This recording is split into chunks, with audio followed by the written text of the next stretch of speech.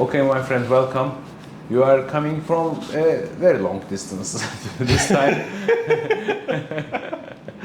Can you tell us your story, how you find us, and where you live now? Where you? Oh my goodness. So I'm from the U.S., but at the time that I saw your video on YouTube, I was in Japan, Yes. and so I was. It's because you work online. Yeah, or, right. So you can work in any part of the world. Right. So you choose Japan, not you have to be there. Yeah, I don't have to be there, but I just chose there. Yeah. And I happened to be in Japan at the time that I saw your video. Yeah. And I saw. I always like felt like these veins in my testicles, and I thought it was a bit strange, like they were like worms. Yeah. And I kind of ignored it for a few years. But when did you first notice that you had that? I would say about 5 or 6 years ago. Okay, and how old are you now? I'm 32. Okay, so actually it's 27, 28, these are the usual days. It could have been about maybe 24, but it got really big at around 26, 27. Did they grow bigger? Yes, definitely. Oh, they got bigger, but they were definitely there since at least 24. Yeah. You are a long man. What's your height? 191 centimeters. Yeah, okay. Thank you for the centimeters. Yeah. We will never understand from the food thing. I travel a lot, so yeah. So when you're very tall, Yeah. the veins has difficulty to adapt themselves when you are growing bigger. Right. So growing taller, and they cannot adapt. The artery there is no problem, but for the veins, the adaptation cannot occur nicely, and we see varicocele case in thin and tall people. Oh, I didn't know commonly. that. Interesting. Yeah. Okay. Yeah. I thought I thought that the cause for this might be like a certain genetic mutation. Yeah. And I was hoping to have the result for the test before I came here. Yeah. What kind of test? You investigate a lot. You maybe Right. you are very familiar with investigating in the computer, and you made a lot of investigation. Yeah, I have a doctor in California who like taught me a lot of stuff. So it's called interferon alpha. Yeah. And I believe it's a cytokine. Yeah. But part of it is that it's responsible for inhibiting angiogenesis. Yeah. And just by coincidence, I did whole genome sequencing about a year ago, and I saw that I had a variant in that gene. So I had the variant, but I never investigated that gene because this was before I was like looking into the varicocele or anything. Yeah. But by the time I saw your video, I started to put the dots together, and I was like, maybe this might be the cause of it. We have many patients, but none of them had such a genetic testing before. Right, it's rare. It's rare. But maybe in the future they will be More common. More commonly done. Maybe. Will be done. Yeah. So, nice to know. Yeah, and I'll give you the results when I get them. Yeah. They were, like I said, they were supposed to be here already, but there was a problem with the lab, so I just have to wait maybe another 2-4 weeks. Okay. And I'll have it. So how you decided you have to solve this problem completely? So the pain in my the pain was like in my left testicle, but it also went up into my abdomen. Yeah. And it was there long enough. The pain was there for maybe, I'd say at least 2 years, and it just became increasingly more uncomfortable. Yeah. And I thought, I have to do something about this. And I also had very irregular like testosterone levels. They were just like fluctuating. So I saw your video, and then I went to a GP and had them check for varicocele. I said, I think I might have varicocele. Yeah. And then they did a physical inspection, and they said, you might. So then they sent me to do the ultrasound, and that's how they found it. And then I was like, okay, I have to get this taken care of. And I basically saw you're the only person. Excuse me. In the United States, you go to GP and he asks for the ultrasound, Doppler ultrasound. This was in Japan. Okay. In Japan. So at what stage urology doctors see patients? So he was going to refer me to a urologist, but I was gonna see you anyway. Okay. So I thought it would be pointless Okay. because they had already confirmed that I have it. Okay. And if I needed to get any more details, I could just see you for it. So that's why. And then, so I did that. And it was, I saw that you have a very like particular like specialty in this. Yeah. And you do not see this like I've never seen anyone quite it's like very this. simple subject, varicocele. Nobody Right. cares about it. Right. But when I begin to deal with it deeply, I understand that there are very critical details that's very difficult to understand, to solve. And when you are not dealing with the varicocele in this deeply, Exactly. It's the repetition, right? Yeah, so- And there's no one else. I saw like in the world, there's no one else I saw who has this expertise, like this experience that you do. So I was like, I just knew like, you can tell when someone is like a master at their skill when you see it, and you put your videos online for people to see. So you open yourself up to criticism. Yeah. So I'm like, I have to see this man. Like I have to see him. I have to see, I know this is the right person. So Thank you. that's why I came here.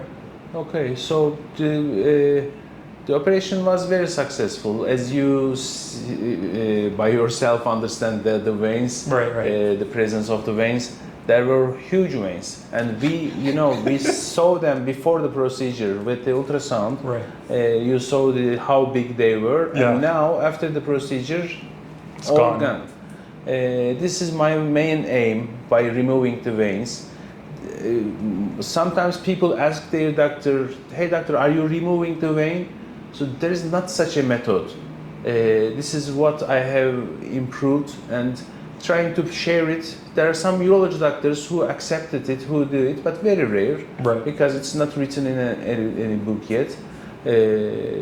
But But they're not works very specialized nice. in that. They're very generalized, so it makes sense. Yes, they are very generalized. So the operation was very successful. We removed big segments of veins. How long was it? Yeah, actually, it was close to 50 centimeters. Wow. Yeah, you are long, you are tall, the veins are long. So it was maybe one of the largest veins we removed. And after the procedure, how was the healing, recovery? What's your comment on Right. this? So if I had taken a wheelchair, I don't think I would have had any major pain at all. Yes. I think it's just when you walk, it ends up putting like pressure. You have to carry this. You have to carry it. Yeah, you have to carry it with like compression. So I think those are two important things. Like you have to have compression underwear. Yeah. And I think it's not strictly necessary like on paper, but like in practice, I think it's a good idea to have a wheelchair, because I think that's where most of the pain is going to happen. Yeah. And most of the potential for like accidents, like if you bump into something after the surgery, if you're in a wheelchair, you can usually avoid all of those problems. Okay, So so this is 5th day after the procedure. Right. And how you spent these 5 days? Did you wait at the hotel all the Right. time? I just stayed in bed most of the time. I just maybe walked down for breakfast, just absolutely minimum walking, and just waiting because the recommendation was to wait for a week before any sort of activity. So I just wait in my hotel in my bed. When is your return flight? I believe on the 20th. Is it to Tokyo? Where will you fly? To Honolulu? Actually, no. It's a little confusing. I know it is. Actually, I found out that the lab that did that test that we were talking about, I thought that they had made a mistake, and because the company that did the test told me that they didn't collect the sample properly. Then I called them again last night, and they told my doctor something completely different. And they said, actually, we did submit it correctly, but we sent it to a third lab. Yeah. So now I have no reason to go back to the U.S. So I'm probably going back to Tokyo. Yeah. Okay, so this is because it's very rare. This kind of tests, nobody is familiar with doing such tests. It's extremely rare. Yeah. So, but in the future, I believe many people will look at these. And in the diagnosis of varicocele, if you have this gene, it might be helpful. It might be helpful. Yeah. Okay, so how do you feel yourself? Can you fly 3 days later? Yeah, I think I can fly in 3 days. Yeah. Okay. Like I said, if I had a wheelchair, I think like there would be like no pain at all. Like I mean, after the first or second day, it's understandable there'd be some pain, but You after had that, some swelling, right? yeah, I had some swelling, but like I think that could have been mostly avoided. Just my opinion. Yeah. If I had a wheelchair, it probably wouldn't have happened because I think it happened when I was walking and Or maybe the suspension. yeah, I had suspension like almost all of the time. I think it was when I got up and I walked and I just like put pressure on it. Yeah. That's when it happened. Okay, so in the follow-up, I want you to do a Doppler ultrasonography Okay. and sperm count 4 months later. Okay. 4 months, because the first month will be for healing, for the Right, recovery, and after we need 3 months for the test, sperm test, and the Doppler ultrasonography also. Okay. And until that time, don't do extreme exercise. Okay. Don't exercise mainly. I mean, I don't do extreme exercise already, so that's fine. You are a perfect candidate for our group. After 4 months, you will send it to me. And it's very, very, very rare we have some complication or we have some need to come back again or such things. Right. Very, very rare.